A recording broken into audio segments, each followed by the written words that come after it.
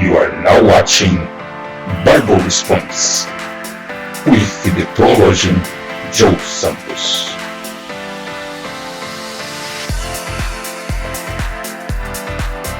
May the peace of our Lord Jesus Christ be with you who's watching this video.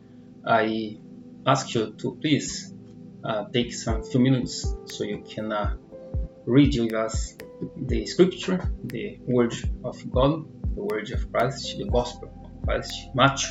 We are in chapter 9 today. But before we start, I'd like you to please share this content, share this video to your parents, to your friends, your neighbor, to all those people that need to know, to listen and read the scripture of God. We are in a time where we need to go back into the gospel of Christ. We need to go back to the scripture. We need to go back to the Bible so we can go into the kingdom of heaven. And that's what we're looking for, why we are in this world. We are looking for to go to the kingdom of heaven. And for us to do so, we have to know what Jesus asked from us, what God asked of us. And so I ask you to do this and also subscribe, let them subscribe so you can have new contents and new chapters coming to you every 2 days. Chapter 9 of Matthew, you can use your own Bible, you can read also with us over there. Say, so he got into a boat, crossed over, and came to his own town. Just then some men brought to him a paralytic lying on the stretcher. Seeing their faith, Jesus told the paralytic, "Have courage, son, your sins are forgiven." At this, some of the scribes said to themselves, "He is blaspheming." Perceiving their thoughts, Jesus said, "Why are you thinking evil things in your hearts? For which is easier, to say your sins are forgiven, or to say get up and walk? But so that you may know that the Son of Man has authority on earth to forgive sins." Then he told the paralytic, "Get up, take your stretcher and go home." So he got up and went home.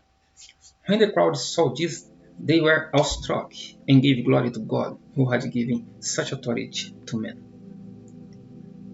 As Jesus went from there, he saw a man named Mathew sitting at the tax office, and he said to him, "Follow me." And he got up and followed him. While he was reclining at a table in the house, many tax collectors and sinners came to eat with Jesus and his disciples. When the Pharisees saw this, they asked his disciples, "Why does your teacher eat with tax collectors and sinners?" Now when he heard this, he said, "It is not those who are well who need a doctor, but those who are sick.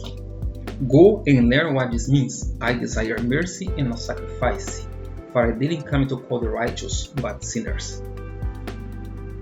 Then John's disciples came to him saying, Why do we and the Pharisees fast often, but your disciples do not fast?" Jesus said to them, "Can the wedding guests be sad while the groom is with them? The time will come when the groom will be taken away from them, and then they will fast. No one patches an old garment with unshrunk cloth, because the patch pulls away from the garment and makes the tear worse. And no one puts new wine into old wineskins. Otherwise, the skins burst, the wine spills out, and the skins are ruined. No, they put the wine into fresh wineskins, and both are preserved."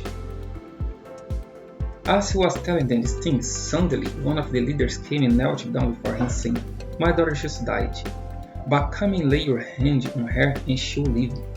So Jesus and his disciples got up and followed him. Just then, a woman who had suffered from bleeding for 12 years approached from behind and touched the edge of his robe, for she said to herself, "If I can just touch his robe, I will be made well." Jesus turned and saw her. "Have courage, daughter," he said. "Your faith has saved you." And the woman was made well from that moment. When Jesus came to the leader's house, he saw the flute players and the crowd lamenting loudly. "Leave," he said, "because the girl is not dead but asleep." And they laughed at him. After the crowd had been put outside, he went in and took her by the hand, and the girl got up. Then news of Jesus spread throughout the whole area. As Jesus went on from there, Two blind men followed him, calling out, "Have mercy on us, son of David." When he entered the house, the blind men approached him, and Jesus said to them, "Do you believe that I can do this?" They said to him, "Yes, Lord." Then he touched their eyes, saying, "Let it be done for you according to your faith." And their eyes were opened. Then Jesus warned them sternly, "Be sure that no one finds out." But they went out and spread the news about him throughout the whole area. Just as they were going out, a demon-possessed man who was unable to speak was brought to him. When the demon had been driven out, the man who had been mute spoke, and the crowds were amazed, saying, "Nothing like this has ever been seen in Israel." But the Pharisees said, "He drives out demons by the ruler of the demons." Jesus continued going around all the towns and villages, teaching in their synagogues, preaching the good news of the kingdom, and healing every disease and every sickness. When he saw the crowds, he felt compassion for them, because they were distressed and dejected, like sheep without a shepherd. Then he said to his disciples, "The harvest is abundant, but the workers are few. Therefore pray to the Lord of the harvest to send out workers into his harvest." In this chapter 9, we see Jesus continuing doing his miracles he was doing in chapter 8. In chapter 8, he was in the region of the Gadarenes, he was in Capernaum. Now he got into the boat and he went to Nazareth, because he went to his hometown. And we know that Jesus grew up in Nazareth. In Nazareth, some men brought a paralytic lying in a stretcher. Jesus saw the faith for the man. And Jesus told the paralytic, "Have courage, your sins are forgiven." It wasn't like he was healing the man. He was forgiving his sins.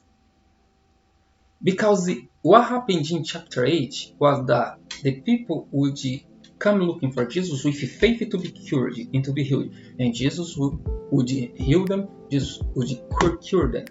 But now, the men brought the paralytic because they had faith that Jesus could cure the paralytic. We don't know if the paralytic had faith as well. We know the men had, because Jesus saw their faith. But Jesus told the paralytic, "Have courage, your sins are forgiven."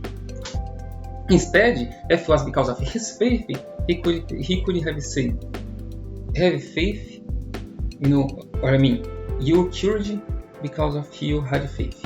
But he said, "Have courage, your sins are forgiven." Then the scribes who knew the law, who knew the scriptures, they said, "He's blaspheming because he is forgiving sins, and the only one who can forgive sins is God." But Jesus said, "Why do you think evil in your hearts? You think that I'm doing something bad. What is easier to say? Your sins are forgiven, or get up and walk?" If you think it's easier to say your sin is forgiven because it's just something you're saying, if you say get up and walk, something out of the extraordinary has to happen, then for you to see that I can also forgive sins, then he said to paralytic, "Get up, take your stretcher, and go home." And that happened. That was just to show the scribe that he was God. That because if he could cure somebody, he was God. Nobody could cure anybody. And the crowd saw this. The crowd saw this happening, and they gave glory to God.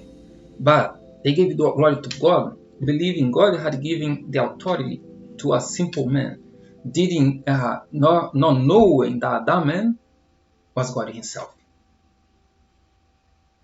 And then Jesus went out there. He saw a man sitting in a tax office. As we know, tax collectors those times weren't well seen by the people of Israel, because they used to collect tax for Rome. And because of this, people didn't like them much. They were like sinners. They are called sinners because in the eyes of people of Israel, they were sinning because they couldn't collect tax for Rome. Everything was just to be done for God. But Jesus passed by Matthew and said, "Follow me." Matthew had so much belief in Jesus that he left everything and he followed Jesus. And Jesus went to his house, sat at the table and was eating with him. And a lot of the other tax collectors came, knew Matthew and came to sit with Matthew and Jesus there. And then they were sitting, eating, and the Pharisees saw this and he's eating with sinners. But Jesus said, "I desire mercy and not sacrifice." But Jesus said, "I came for you that realize this, that you realize that you're bad, that you're a sinner, that you're evil. I came for you, but if you don't realize this and you believe that you're righteous, then unfortunately I didn't come for you." That was Jesus saying at the moment. That is Jesus saying nowadays. And after that, some disciples from John came in saying, "Hey, why do we and the Pharisees, we fast? But your disciples, they don't fast." But just say, "They don't fast because I'm here with them. When I'm taken away, then they will fast." Because that's the thing. When we're with Jesus, we're eating from him already. Because the fasting is like this. Or you feed your soul or you feed your flesh. When you're fasting, you're feeding your soul. So your flesh is being afflicted. So your soul can be fed. Your soul can be fed. So when it's talking about the opposite way, when you're eating, feeding your flesh, so your soul is getting afflicted. So you have to feed one and afflict the other. Fasting is this. You afflict your flesh and you feed your soul. When you're with Jesus, like the disciples, they were with Jesus over there personally, physically. And being with Jesus was feeding their soul already because Jesus was teaching them over there personally. So they were being fed by Jesus. And that's why Jesus said, there will be a time when I'll be taken away, and then they will fast. And then after that, Jesus was over there talking. A man, a leader from the people, came and said, "My daughter died. Look at this. The girl died." He said, "My daughter died, but I believe that you can lay your hand on her and she'll live." Look at the faith that those people had. I have faith that you can just lay your head and she'll live. She was dead. For us, somebody dies today, it's dead. Imagine nowadays, even a little sickness, a little disease, we already think you're dying. Oh, I'm dying. I'm going to take some medicine. No, fill myself with medicine because I'm dying. Instead of believing that Jesus can just say a word, can just touch us, and we'll be healed, we'll be cured. The man had faith for his daughter to live, and Jesus followed him. In the way, a woman who for 12 years had suffered with bleeding, she believed that if she just touched the clothes of Jesus, she would be cured. Many, a large crowd following Jesus, and she came and said, "If I just am able to touch his robe, I'll be cured."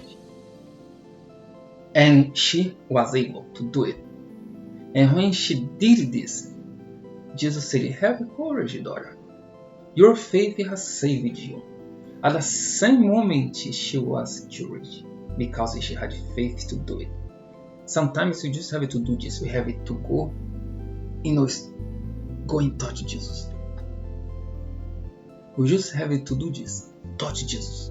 If I'm able to touch his robe, I'm gonna get the blessing. I'm gonna be blessed. Just touch him. And that's what we need to do. We need to do something. We need to go through the crowd to touch Jesus. Jesus did all those miracles because of the faith. He always said, let it be done for you according to your faith. And the people received the healing, the cure, because they had faith. And then Jesus continued his teachings, going from town to town, village to village, preaching in the synagogues, preaching the good news of the kingdom. And he even said in the last verse, he said, the harvest is abundant, but the workers are few. Therefore, pray to the Lord of the harvest to send out workers into his harvest. That's what Jesus wants from us. That's what Jesus wants of us. Jesus wants that we preach the good news of the kingdom. Repent, because the kingdom of heaven has come near. That was his preaching. That was the good news. And that's still the good news today. The kingdom of heaven has come near. And we have to do the possible and impossible to enter the kingdom of Jesus Christ. May the Holy Spirit talk to you, teach you day by day. In Jesus' name. Amen. God bless you.